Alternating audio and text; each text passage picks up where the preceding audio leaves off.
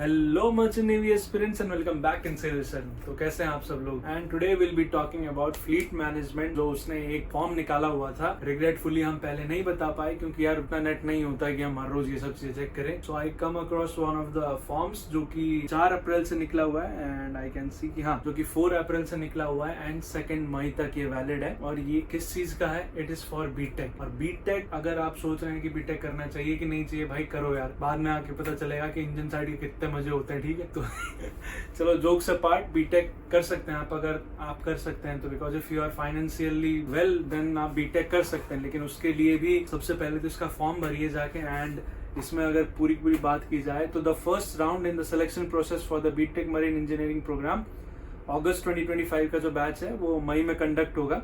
और इसका जो सिलेक्शन प्रोसीजर है वही है, ये एमसीक्यू बेस्ड होगा। एक इंटरव्यू होगा, उसके बाद एक साइकोमेट्रिक टेस्ट जो कि नॉर्मली मतलब डीएनएस जैसा ही प्रोसीजर सेम टू सेम है। और इंटरेस्टेड कैंडिडेट्स के लिए जो है नीचे फॉर्म का लिंक मैं दे दूंगा। You can directly go into the fleet website और उसमें आपको इंटरनल नोटिस मिल जाएगा। उसमें बीटेक के बारे में होगा, तो उसमें जाके आप भर सकते हैं जो भी चीज़ें भरनी है आपको। और एलिजिबिलिटी क्राइटेरिया जो बीटेक के लिए है, यू शुड बी 20 ईयर्स और लेस, या फिर आपका जो जन्म होना चाहिए 2005 मतलब 2005 के बाद आप जो है जन्म लिए होने चाहिए।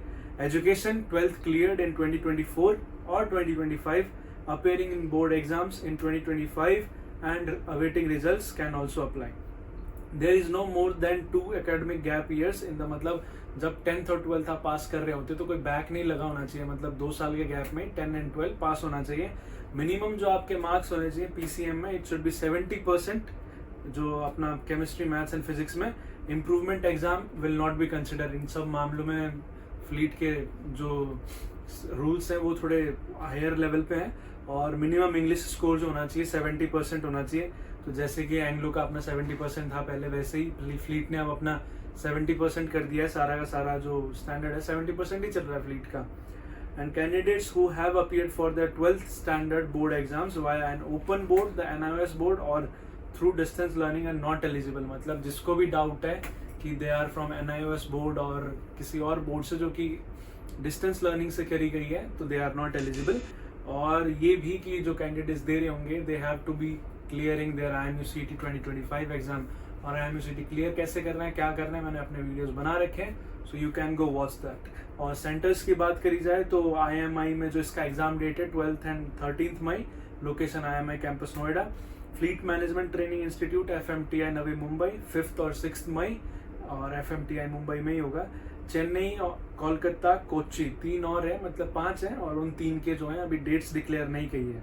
और फिजिकल क्राइटेरिया की बात करी जाए तो minimum 160 centimetre height, BMI not more than 25, no speech deformity and eyesight 6/6 without aid and no colour blindness.